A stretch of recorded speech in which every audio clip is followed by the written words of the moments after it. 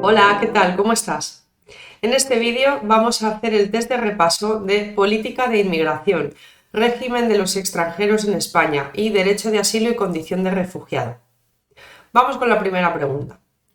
1. Según la Ley Orgánica 4/2000 de 11 de enero que regula los derechos y libertades de los extranjeros en España y su integración social, A. Todos los extranjeros tienen el derecho de asociación en las mismas condiciones que los españoles, pero no el de reunión. B. Los extranjeros no tienen los derechos de reunión y asociación. C. Todos los extranjeros tienen el derecho de reunión en las mismas condiciones que los españoles, pero no el de asociación. D. Los extranjeros tienen el derecho de reunión y el de asociación en las mismas condiciones que los españoles. La respuesta correcta aquí es la letra D, y es que todos los extranjeros tienen el derecho de reunión y el de asociación en las mismas condiciones que los españoles. Vamos a comprobar 1D y vamos a la guía de estudio, donde tenemos esta tabla que tenemos los derechos de todos los extranjeros y aquí aparece reunión, manifestación y asociación, respondiendo a lo que nos preguntan. Antes de nada, quiero repasar la primera parte del tema de la que no tenemos preguntas oficiales, pero sí me parece importante que repasemos la adquisición de la nacionalidad española rápidamente. Hay tres maneras: por opción, por carta de naturaleza o por residencia. Por opción son estas las opciones que hay: que las personas estén o hayan estado sujetas a patria potestad de un español, que su padre o su madre hubiera sido originariamente español y nacido en España, que tenga filiación o nacimiento en España y se entere después de los 18 años, pues ahí tiene 2 años para solicitarla, para optar a la nacionalidad, y si el adoptado es mayor de 18 años podrá optar por la nacionalidad española en el plazo de 2 años desde la adopción. Por carta de naturaleza es un Real Decreto del Consejo de Ministros por circunstancias excepcionales, y por residencia tenemos varias opciones.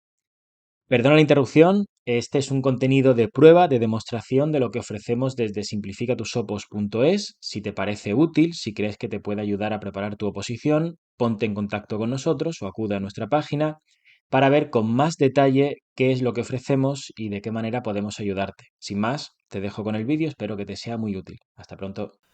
Residencia continuada de 10 años, se puede adquirir la nacionalidad. En caso de refugiados, 5 años. En caso de FAGIPs, que son Filipinas, Andorra, Guinea Ecuatorial, Iberoamérica, Portugal o sefardíes, 2 años. Y 1 año el que haya nacido en territorio español, el que no haya optado con las opciones anteriores, el que haya estado sujeto a tutela de españoles durante 2 años consecutivos, el que estuvo 1 año casado, el viudo de español o española o el nacido fuera de España de padre, madre, abuelo o abuela que originariamente fueran españoles.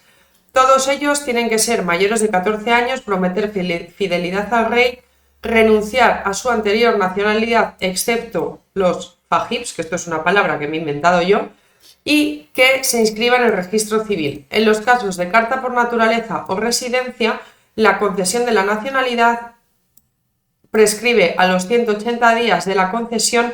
En esos 180 días lo que tienen que hacer es comparecer y cumplir estos requisitos. Si no lo hacen, la obtención de nacionalidad caduca. Con este pequeño repaso vamos con el test y continuamos con número 2. De acuerdo con la Ley Orgánica 4/2000 de Derechos y Libertades de los Extranjeros en España y su integración social, ¿qué derecho de sufragio tienen reconocidos los extranjeros residentes en España en los términos establecidos en la Constitución, en los tratados internacionales y, en su caso, en la ley?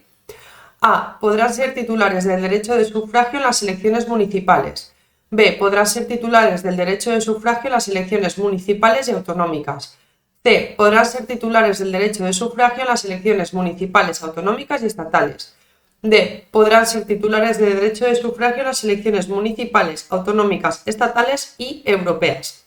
La respuesta correcta aquí es la letra A, tan solo en las municipales. Vamos a comprobar. Aquí tenemos 2A y vamos a la guía de estudio, donde efectivamente nos dice que tiene el derecho de sufragio en elecciones municipales y a la participación pública. Municipales. Fenomenal. Número 3. Tienen derecho a obtener la tarjeta de identidad de extranjero. A. Todos los extranjeros a los que se haya expedido un visado o una autorización para permanecer en España por un periodo superior a 6 meses, salvo que los titulares de un visado de residencia y trabajo de temporada y los que cumplan los requisitos establecidos por normativa reglamentaria cuando se haya concedido una autorización para permanecer en España por un periodo no superior a 6 meses. B. Todos los extranjeros a los que se le haya concedido un visado o una autorización para permanecer en España por un periodo superior a 3 meses. C. Todos los extranjeros a los que se le haya expedido un visado o una autorización para permanecer en España por un periodo superior a 10 meses, salvo los titulares de un visado de residencia y trabajo de temporada. D. Todos los extranjeros sin límite temporal que sean nacionales de estados en los que por el principio de reciprocidad se ha reconocido el mismo derecho para los españoles allí residentes. Vamos a comprobar. Número 3 es la A. Y es relativamente sencillo de descartar, puesto que nos tenemos que saber muy bien el plazo. Aquí nos habla de 3 meses, aquí nos dice 10 meses y aquí sin límite temporal. Si tenemos claro que el visado a los que se les haya expedido por más de 6 meses tienen que solicitar la tarjeta de identidad de extranjero, ya tenemos la respuesta correcta, que es la A. No obstante, vamos a comprobar en la guía de estudio, que lo tenemos aquí anotado, extranjeros con visado más de 6 meses, tarjeta de identidad de extranjero. Lo deben de solicitar en el plazo de un mes. Se exceptúan visado de residencia y trabajo de temporada. Número 4. Según el artículo 17 de la Ley Orgánica 4/2000, son familiares reagrupables a. El cónyuge del reagrupante, sin excepción. B. Los hijos del residente y del cónyuge, incluidos únicamente los hijos adoptados en el caso de que sean menores de 18 años. C. La persona que mantenga con el extranjero residente una relación afectividad análoga a la conyugal siempre que dicha relación esté debidamente acreditada y reúna los requisitos necesarios para producir efectos en España. D. Los ascendientes en primer grado del reagrupante y su cónyuge cuando sean mayores de 65 años. La correcta aquí es la letra C de casa. Vamos a comprobarlo. 4C. Y es que aquí nos dice cónyuge del reagrupante sin excepción, hijos del residente y del cónyuge, incluidos únicamente los hijos adoptados en el caso que sean menores de 18 años, no es correcto. Y aquí nos dice ascendientes y cónyuge cuando sean mayores de 65 años. Vamos a ver la guía de estudio y vamos a repasar esta parte. ¿A quién tiene derecho a reagrupar el extranjero residente? Al cónyuge residente, siempre que no se encuentre separado de hecho o derecho y que el matrimonio no se haya celebrado en fraude de ley, y no puede reagrupar a más de un cónyuge. Por lo tanto, aquí que nos estaba diciendo sin excepción, no es correcta. Los hijos del residente y del cónyuge, incluidos los adoptados, siempre que sean menores de 18 años. En el test nos está diciendo incluidos únicamente los hijos adoptados. Con el únicamente convierte esta respuesta como falsa. Seguimos repasando la guía de estudio. Menores de 18 años cuando el residente extranjero sea su representante y ascendientes en primer grado del reagrupante y de su cónyuge cuando estén a su cargo y sean mayores de 65 años y existan razones que justifiquen la necesidad de autorizar su residencia en España. Aquí no nos dice ninguno de los casos, simplemente ascendientes en primer grado del reagrupante y de su cónyuge en general. Entonces esto lo hace incorrecta. La correcta es la C. Y esto es importante que mires en la guía de estudio que hay 4 opciones por las que puedes reagrupar y una quinta que es justo esta. La persona que mantenga con el extranjero residente una relación de afectividad análoga a la conyugal se equiparará al cónyuge a todos los efectos previstos a este capítulo. ¿De acuerdo? Entonces, la persona que no esté casada pero que tenga una relación afectiva con el residente podrá ser también reagrupada. La respuesta correcta en la 4 es la C. 5. De conformidad con el artículo 25 bis de la Ley Orgánica 4/2000, el visado de residencia y trabajo de temporada habilita para A. No existe el visado de residencia y trabajo de temporada. B. Trabajar por cuenta ajena hasta 6 meses por un periodo de 18 meses consecutivos. C. Trabajar por cuenta ajena hasta 6 meses en un periodo de 12 meses consecutivos.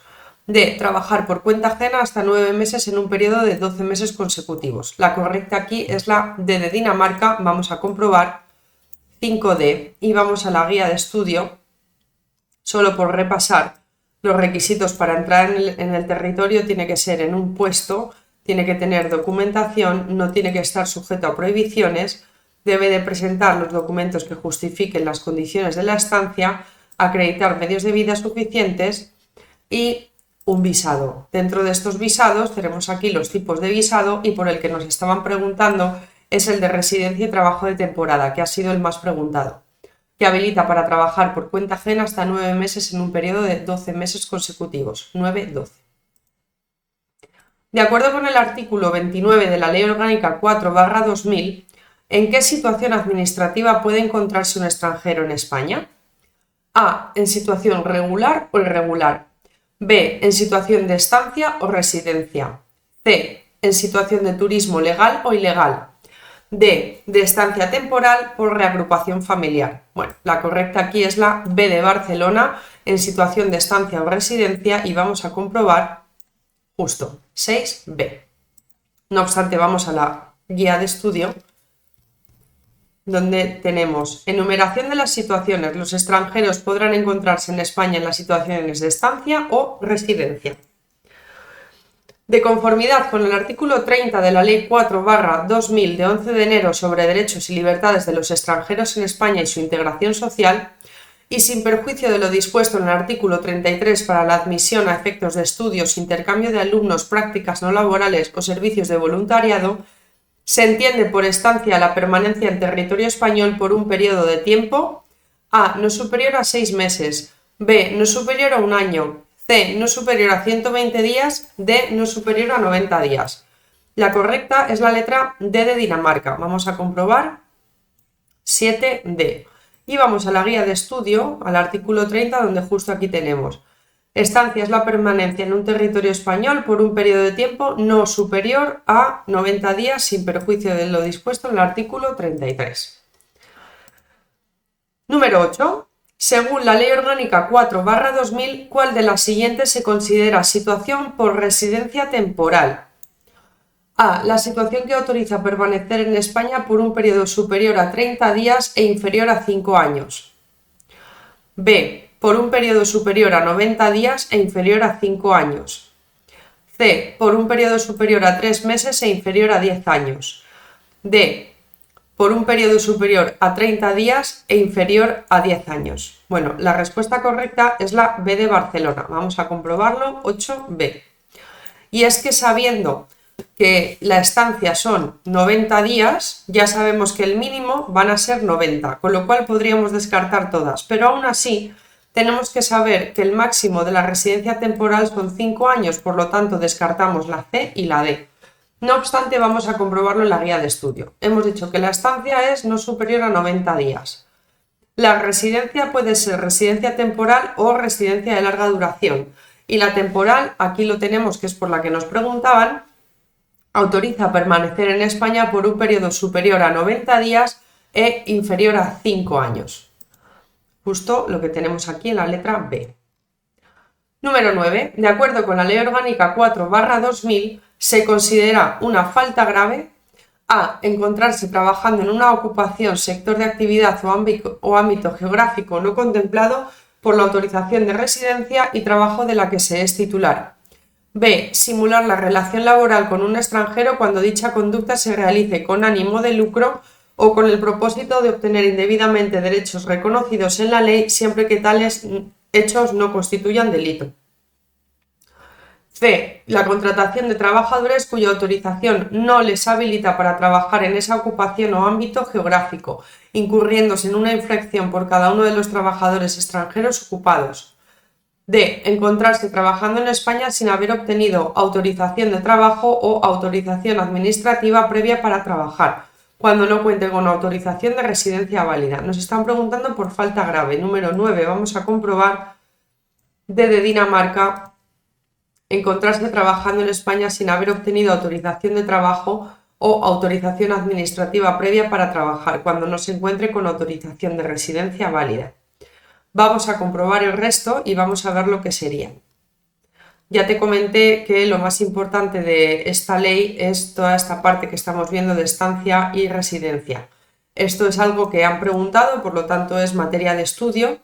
pero que no es algo que nos tengamos que memorizar tan de memoria. Dicho esto, vamos a comprobar cada una de las respuestas erróneas y por qué lo son. Encontrarse trabajando en una ocupación, sector de actividad o ámbito geográfico no contemplado por la autorización de residencia y trabajo de la que se es titular. Vale, pues aquí la tenemos, esto es una falta leve. Simular la relación laboral con un extranjero cuando dicha conducta se realice con ánimo de lucro. Esta es clave, ¿vale? Si es con ánimo de lucro es muy grave y la tenemos aquí, ¿vale? La contratación de trabajadores cuya autorización no les habilita para trabajar en esa ocupación o ámbito geográfico, incurriéndose en una infracción por cada uno de los trabajadores extranjeros ocupados. Esta es una infracción leve, que la tenemos aquí. Y la última, que es por la que nos preguntaban, encontrarse trabajando en España sin haber obtenido autorización de trabajo es una infracción grave, que es la D de Dinamarca. Número 10. Según la Ley Orgánica 4/2000, ¿cuál es el juez competente para el control de estancia de los extranjeros en los centros de internamiento y en las salas de inadmisión de fronteras? A. El juez de paz. B. El juez de vigilancia penitenciaria. C. El juez de instrucción del lugar donde estén ubicados. D. La audiencia provincial. La respuesta correcta es la C de casa, el juez de instrucción del lugar donde estén ubicados. Y vamos a comprobarlo en la guía de estudio, donde nos dice, aquí, ingreso en centros de internamiento, que incoado el expediente por alguno de los supuestos, podrá solicitar al juez de instrucción competente que disponga el ingreso del extranjero en un centro de internamiento. El juez, previa audiencia del interesado y del Ministerio Fiscal, resolverá mediante auto motivado. Aquí lo tenemos, el juez de instrucción competente. Vamos con la número 11. Según el Real Decreto 162/2014 de 14 de marzo, por el que se aprueba el Reglamento de Funcionamiento y Régimen Interior de los Centros de Internamiento de Extranjeros, ¿cuál es el periodo máximo de internamiento de extranjeros? A. 40 días. B. 60 días. C. 30 días. D. 90 días. La respuesta correcta es la B de Barcelona, 60 días. Vamos a comprobarlo, aquí está, y vamos a la guía de estudio.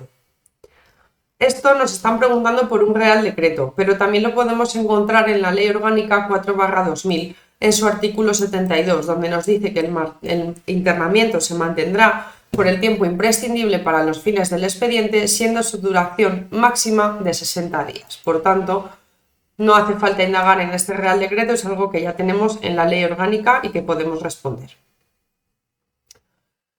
Continuamos con la número 12. ¿Qué es el derecho de asilo? A. La protección dispensada por España a nacionales de otros estados comunitarios o no comunitarios. B. La protección dispensada a las personas de otros países y a los apátridas que, sin ser reconocidas como refugiadas, pero respecto de las cuales se den motivos fundados para creer que si regresasen a su país de origen, en el caso de los nacionales, o al de su anterior residencia habitual, en el caso de los apátridas, se enfrentarían a un riesgo real de sufrir alguno de los daños graves previstos, y que no pueden o, a causa de dicho riesgo, no quieren acogerse a la protección del país que se trate. C. La protección dispensada por España a los nacionales no comunitarios o a los apátridas a quienes se reconozca la condición de refugiado. D. La protección dispensada a las personas a quienes las autoridades competentes del país donde hayan fijado su residencia les hayan reconocido los derechos y obligaciones que son inherentes a la posesión de la nacionalidad de tal país o derechos y obligaciones equivalentes a ellos. La correcta aquí es la C de casa, la protección dispensada por España a los nacionales no comunitarios o a los apátridas a quienes les reconozca la condición de refugiado. Número 12, C, ahí lo tenemos, y es que vamos a comprobar.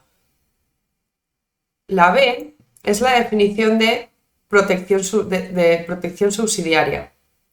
La A está incluyendo a nacionales de estados comunitarios. Estos no son objeto de derecho de asilo. Y la D nos está diciendo que es protección dispensada a las personas a quienes las autoridades les hayan reconocido los derechos y obligaciones. Pues si se les ha reconocido los derechos y obligaciones, no tienen la condición de solicitar el derecho de asilo. No es la definición. No obstante, vamos a verlo. Estas tres definiciones que vamos a ver son muy importantes dentro de esta ley.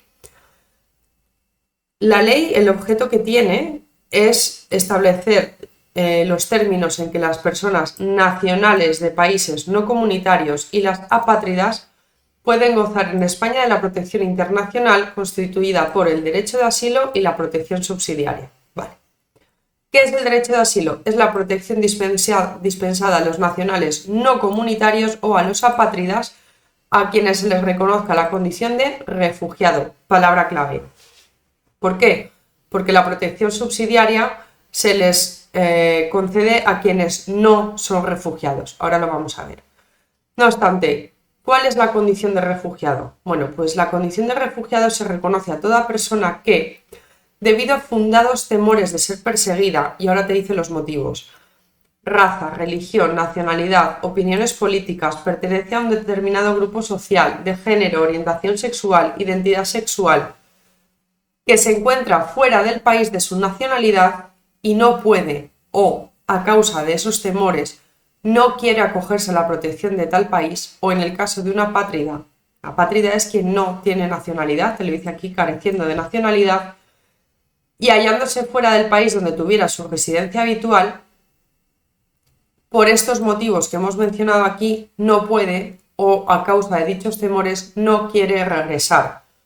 Y siempre ninguno de estos dos estarán en cursos en causa de exclusión, denegación o revocación. Es decir, hay personas que en su país, bien sea residente o bien sea nacional, tienen temores de ser perseguidos y de hecho lo son por todos estos motivos. Puede ser por religión, puede ser por raza, nacionalidad, por género, puede ser por que sean del colectivo LGTBI, y todas estas personas se sienten perseguidas, se sienten inseguras, su vida corre peligro y por ello tienen la condición de refugiado. ¿Qué es la protección subsidiaria? La protección subsidiaria es el derecho que es dispensado a personas de otros países y a los apátridas que, sin reunir los requisitos para obtener asilo o ser reconocidas como refugiadas, tienen motivos fundados para creer que si regresan a su país, bien sea de nacionalidad o bien sea de residencia en el caso de los apátridas, se enfrentarían a un riesgo real de sufrir daños graves y que por causa de ese riesgo no quieren ni pueden regresar a ese país, siempre que no estén en causas de exclusión o denegación. Y habiendo visto esto, según el artículo 3 de la Ley 12/2009 de 30 de octubre reguladora del derecho de asilo y de la protección subsidiaria, los motivos de persecución por los que se puede reconocer la condición de refugiado son a. Raza, religión, personalidad, opiniones políticas y pertenencia a un determinado grupo social. B. Raza, ocupación, nacionalidad, opiniones políticas y pertenencia a un determinado grupo social. C. Raza, religión, nacionalidad, opiniones políticas y pertenencia a un determinado grupo social. D. Raza, religión, ocupación, opiniones políticas y pertenencia a un determinado grupo social. La respuesta correcta aquí es la C de casa, vamos a comprobarlo, número 13, C. Y es que por personalidad no eres perseguido, por ocupación tampoco y por ocupación tampoco.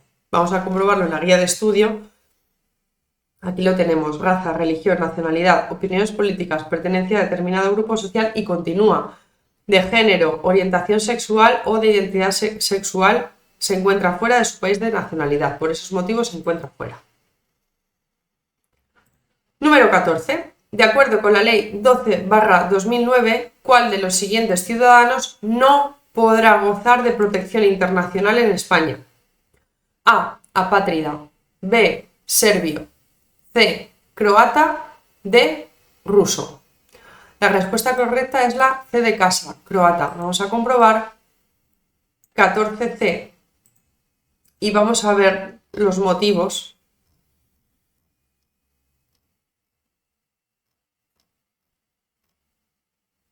Aquí está. De no admisión de solicitudes presentadas dentro del territorio español. La no admisión la tomará el ministro del Interior a propuesta de la Oficina de Asilo y Refugio y es por los siguientes motivos: por falta de competencia de España, que no corresponde a España su examen, y por falta de requisitos. Esta falta de requisitos es que la persona solicitante se haya reconocida como refugiada y tenga derecho a residir y a obtener protección internacional en un tercer estado. Cuando la persona solicitante proceda de un tercer país seguro. Cuando ya a esa persona solicitante se le ha denegado anteriormente una solicitud. Y aquí esta es la respuesta a la pregunta: cuando la persona solicitante sea nacional de un Estado miembro de la Unión Europea. Croacia es parte de la Unión Europea, por tanto, a un croata no se le daría la protección internacional. No obstante, esto, aparte de aquí, lo tenemos justo al principio de todo, porque nos dice nacionales no comunitarios, ¿vale? Entonces aquí ya estamos descartando a Croacia.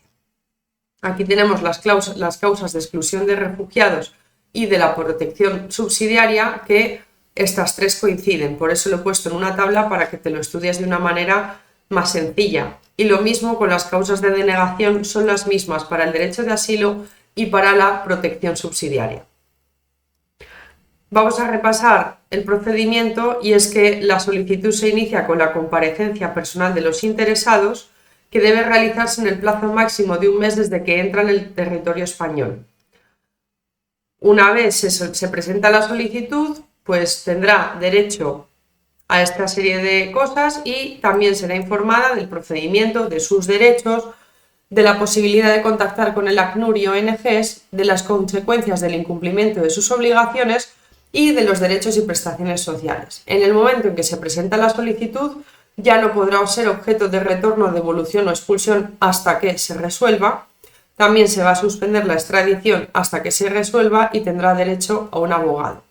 El procedimiento en total no podrá exceder de 6 meses. De conformidad con el artículo 42 de la Ley 12/2009, de los siguientes supuestos no cesarán en la condición de refugiados quienes: a. expresamente asilo soliciten. B. hayan abandonado temporalmente el territorio español sin haber fijado su residencia en otro país. C. se hayan acogido de nuevo voluntariamente a la protección del país de su nacionalidad. D. habiendo perdido su nacionalidad, la hayan recobrado voluntariamente. Quienes no cesarán de la condición de refugiados. Número 15. B de Barcelona. Vamos a comprobar quienes hayan abandonado temporalmente el territorio español sin haber fijado su residencia en otro país. Porque aquellos que expresamente lo soliciten, se hayan acogido de nuevo voluntariamente a la protección del país de su nacionalidad o han recuperado su nacionalidad voluntariamente, estos sí que van a cesar de la condición de refugiados. Esto lo tenemos aquí en esta tabla que he realizado, donde tengo el cese del estatuto del refugiado y el cese de la protección subsidiaria. Vamos a repasarlos. Quienes expresamente así lo soliciten. Quienes se hayan acogido de nuevo voluntariamente a la protección del país de su nacionalidad. Quienes han recobrado la nacionalidad voluntariamente, ya lo tenemos. Quienes hayan adquirido una nueva nacionalidad y disfruten de la protección del país de su nueva nacionalidad. Quienes se hayan establecido de nuevo voluntariamente en el país que habían abandonado. Quienes hayan abandonado el territorio español y fijado su residencia en otro país. Y no puedan continuar negándose a la protección del país de su nacionalidad o de su residencia por haber desaparecido las circunstancias.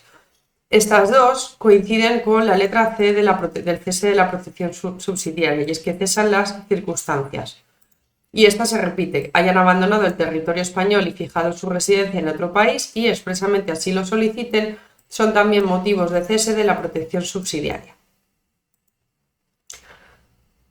Hasta aquí han sido preguntas oficiales de examen.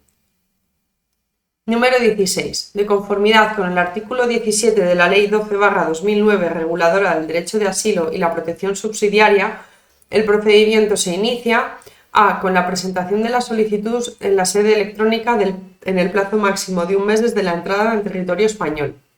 B. con la presentación de la solicitud, que deberá efectuarse mediante comparecencia personal en el plazo máximo de un mes desde la entrada en territorio español. C. con la presentación de la solicitud en la sede electrónica a través del ACNUR. D. con la presentación de la solicitud, que deberá efectuarse mediante comparecencia personal en el plazo máximo de 15 días desde la entrada en territorio español. Aquí la respuesta correcta es la B de Barcelona. Vamos a comprobar 16B, y es que en ningún momento mencionan la sede electrónica, por lo tanto la A y la C quedan descartadas y la D nos habla de 15 días. No obstante, vamos a revisarlo en la guía de estudio, donde tenemos aquí el procedimiento que se inicia con comparecencia en el plazo de un mes. Según el artículo 20 de la Ley 12/2009 de 30 de octubre reguladora del derecho de asilo y la protección subsidiaria, se podrá no admitir a trámite las solicitudes cuando concurra alguna de las siguientes circunstancias. A. Cuando la persona solicitante proceda de un tercer país no seguro donde su vida, su integridad y su libertad estén amenazadas por razón de raza, religión, nacionalidad, pertenencia a grupo social u opinión política. B. Cuando corresponda a España su examen de conformidad con los convenios internacionales. C. Cuando la persona solicitante no sea nacional de un Estado miembro de la Unión Europea. D. Cuando la persona solicitante se haya reconocida como refugiada y tenga derecho a residir o a obtener protección internacional efectiva en un tercer Estado. La respuesta correcta es la D de Dinamarca, cuando la persona solicitante se haya reconocida como refugiada y tenga derecho a residir o a obtener protección internacional efectiva de un tercer Estado. Esto es una causa de no admisión a trámite. Las acabamos de ver, vamos a revisar, y es que nos dice: la persona solicitante proceda de un tercer país no seguro, pues tiene que ser de un país seguro, ¿vale? Después, que corresponda a España su examen. No, es que no corresponda a España. Y por último, que la persona solicitante no sea nacional de un Estado miembro de la Unión Europea. No, tiene que ser nacional de Estado miembro para que no se admita su solicitud. Número 18. De acuerdo con el artículo 23 de la Ley 12/2009, el órgano competente para la instrucción de las solicitudes será: A. La Comisión Interministerial de Asilo y Refugio. B. El Ministerio del Interior. C. La Oficina de Asilo y Refugio. D. El puesto fronterizo donde se presente. La respuesta correcta es la C de casa, la Oficina de Asilo y Refugio. Vamos a comprobar 18C. Y vamos a la guía de estudio a revisar, donde nos dice que la Oficina de Asilo y Refugio es el órgano competente para la tramitación de las solicitudes. La Comisión Interministerial de Asilo y Refugio formula la propuesta al Ministro del Interior, quien será el competente para dictar la resolución. Oficina de Asilo y Refugio tramita el procedimiento, Comisión Interministerial de Asilo y Refugio formula propuesta y Ministro del Interior resuelve. Número 19. De conformidad con el artículo 44 de la Ley 12/2009, no procederá a la revocación del Estatuto de Refugiado o del Estatuto de Protección Subsidiaria cuando: A. Expresamente así lo soliciten. B. Concurra alguno de los supuestos de exclusión o de negación. C. La persona beneficiaria haya tergiversado u omitido hechos, incluido el uso de documentos falsos, que fueron decisivos para la concesión del Estatuto de Refugiado o de Protección Subsidiaria. D. La persona beneficiaria constituya por razones fundadas un peligro para la seguridad de España o que, habiendo sido condenada por sentencia firme por delito grave, constituya una amenaza para la comunidad. Vamos a comprobar la 19, la correcta es la A de Alicante. Dice: no procederá a la revocación cuando expresamente así lo soliciten. Ese es un motivo de cese.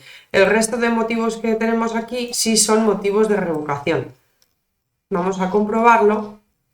Efectivamente son justo los 3 motivos de revocación que existen, que es que concurra en supuestos de exclusión o de negación, que haya tergiversado o omitido hechos o que la persona beneficiaria constituya un peligro para la seguridad de España. Justo estos 3 son los motivos de revocación, y que expresamente así lo soliciten es un motivo de cese que tenemos aquí, en ambos casos, tanto de refugiado como de protección subsidiaria. La número 20 sí que es una pregunta oficial. En 2001 se aprobó por parte del Consejo la Directiva de Protección Temporal. Solo se ha activado en una ocasión. ¿Cuándo y ante qué situación ha sido? A. En 2018, ante el desplazamiento de personas por la guerra civil en Etiopía. B. En 2022 ante el desplazamiento de personas por la guerra de Ucrania. C. En 2022 ante el desplazamiento de personas por la guerra en Siria. D. En 2020 ante el desplazamiento de personas por la guerra en Yemen. La respuesta correcta es la B de Barcelona. Vamos a comprobarlo. Ahí está, 20B. Y esto es algo que no tenemos en la guía de estudio. Hay un motivo y es que esto es una pregunta de actualidad. Entonces, siempre tenemos que estar atentos a las noticias y a todo lo que está pasando en el mundo, sobre todo con el bloque de políticas públicas. Va a haber siempre alguna pregunta de actualidad. No obstante, no quiero perder la ocasión y dejar de explicarte de qué se trata esta directiva de protección temporal. Esta directiva de protección temporal es una directiva de la Unión Europea que se aprobó en el año 2001 y hasta ahora no se había puesto en marcha. Se trata de proteger de manera temporal e inmediata a las personas desplazadas fuera de las fronteras exteriores de la Unión, por motivos de guerra, persecución política, religiosa o étnica. Y se trata de que todos los Estados miembros acogidos a esta directiva pues acojan y asuman las consecuencias de la protección internacional de manera equitativa. Esta directiva tiene una importancia en el tiempo y es que la protección que se ofrece a los refugiados dentro de este programa será de 1 año con prórrogas de 6 meses durante el próximo año. Quien hace el control exhaustivo de esta directiva es la Comisión y se va a encargar de supervisar la directiva, de ponerla en vigor y de supervisar que todo esté en funcionamiento. ¿Qué obligaciones tienen los Estados miembros? Bueno, pues cada Estado miembro tendrá que obtener los visados para estos refugiados y también les van a facilitar empleo, formación académica, un alojamiento digno y los medios para obtenerlo, ayuda social, atención médica y favorecer a la reagrupación de familias. Desde que se creó esta directiva en 2001 no había sido aplicada, pero ante la invasión de Rusia hacia Ucrania, el número de desplazados por esta guerra llegó a los 1,7 millones de personas en tan solo 10 días. Decirte que la guerra de Siria no fue hasta los 3 meses cuando se llegó al millón de desplazados. Ante la urgencia y la masiva cantidad de gente que se estaba desplazando, pusieron en marcha la directiva, llegando a ser 7,2 millones de refugiados en octubre de 2023. Como te comentaba, no considero que esta directiva sea materia de estudio de este epígrafe, sin embargo, sí te animo a que le eches un vistazo porque es un PDF muy pequeñito que puedes leer y también siempre te animo a que mires las noticias, que estés al día de la actualidad, porque en el bloque de políticas públicas siempre va a caer alguna pregunta de rigurosa actualidad. Espero haberte ayudado con la resolución del test y nos vemos en próximos vídeos. Gracias y hasta pronto.